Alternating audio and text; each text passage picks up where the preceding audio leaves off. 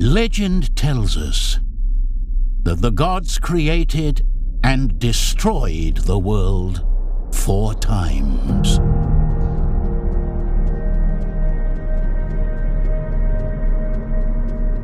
A ray of light beamed down from the sky and struck the earth. From it flowed water, spilling out over the mountains and plains. With it, life was born. After their intervention, the gods observed how this life expanded. Patiently, they watched its evolution and development. Trees spread over the arid earth, and the sky, previously grey and roiled by endless storms, turned calm. Time passed, and the ephemeral creatures that inhabited the world evolved.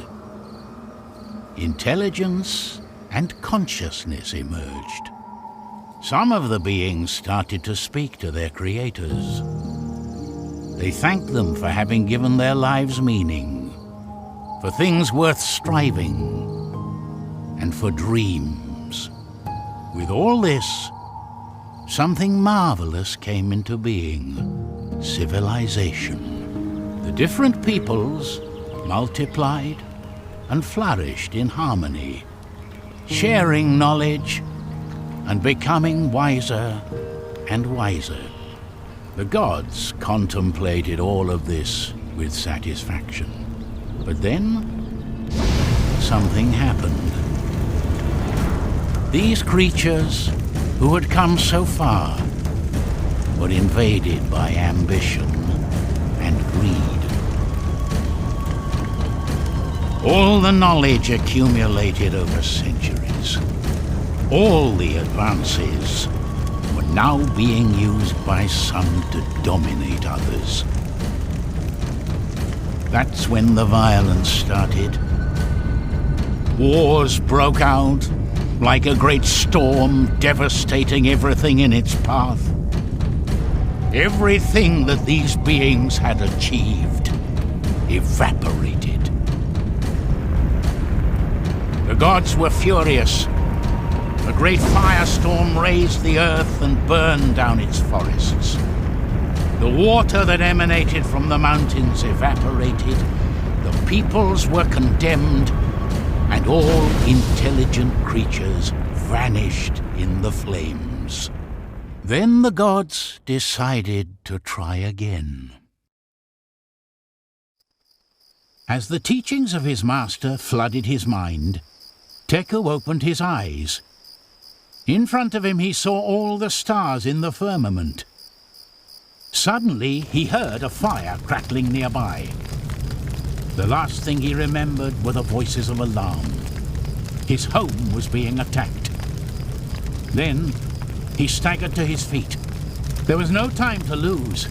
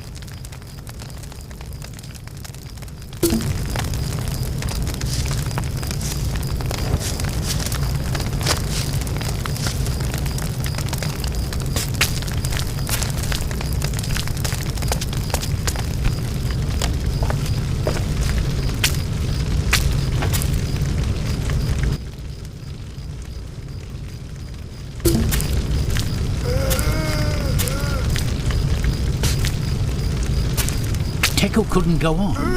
It was too dark.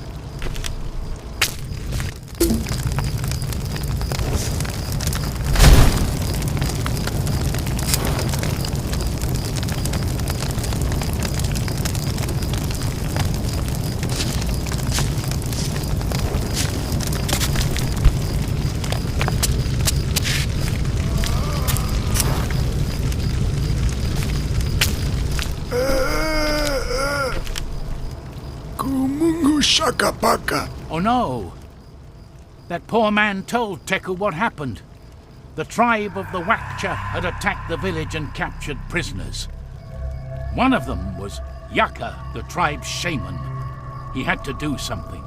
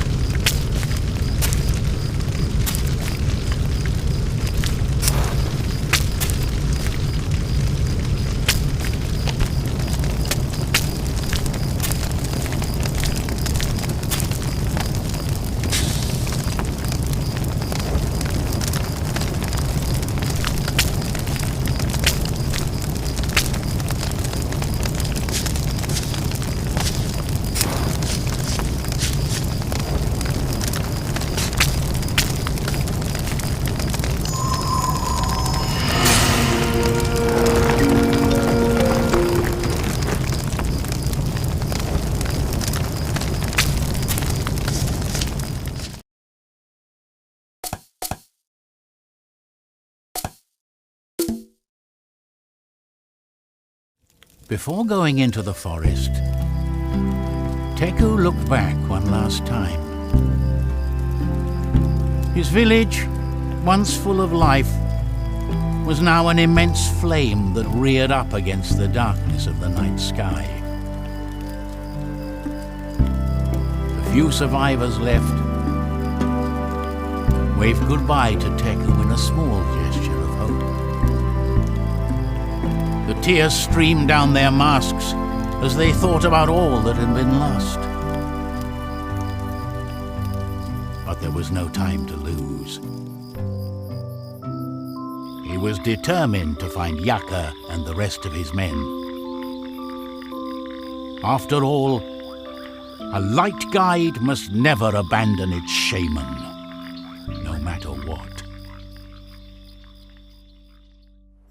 After 3 hours of crossing the forest, as he followed the trail of the Wakchas, the first rays of sun started to filter through the branches of the trees. When he emerged from the thicket, Teku stopped at the foot of a cliff. The captor's trail ended there. There was a large marsh down below, and a few bonfires dotted the landscape. It could be them.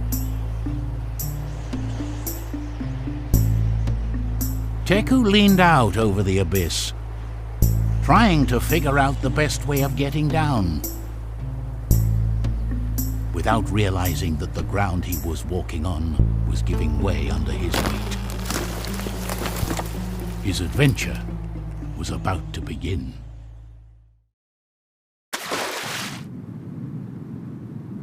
Wake up, Teku!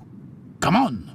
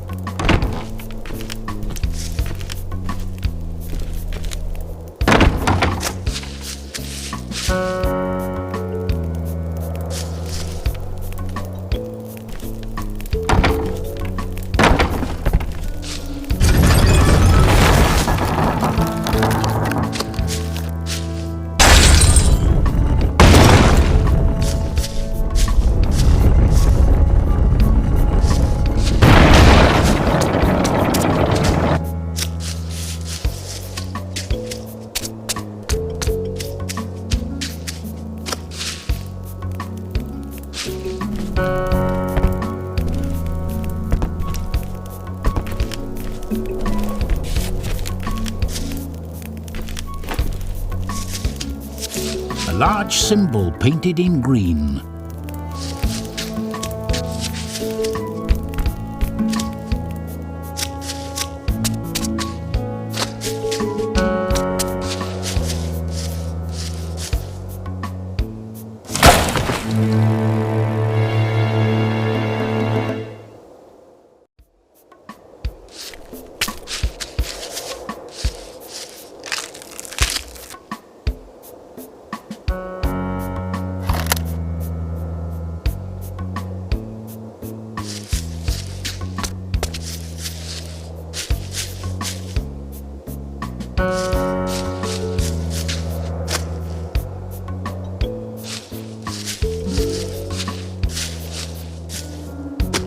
A strange mechanism seemed to be controlling the water.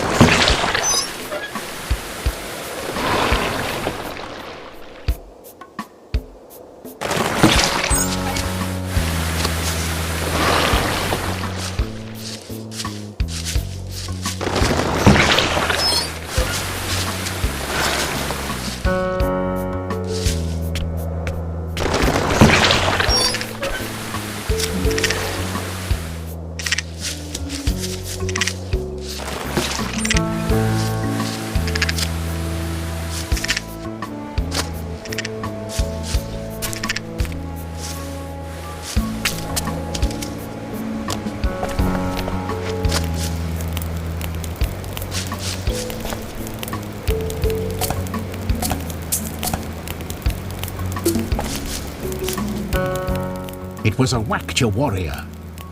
But unfortunately there was no trace of the shaman. It's possible that the main group had gone on ahead. He had to be careful. They were very dangerous.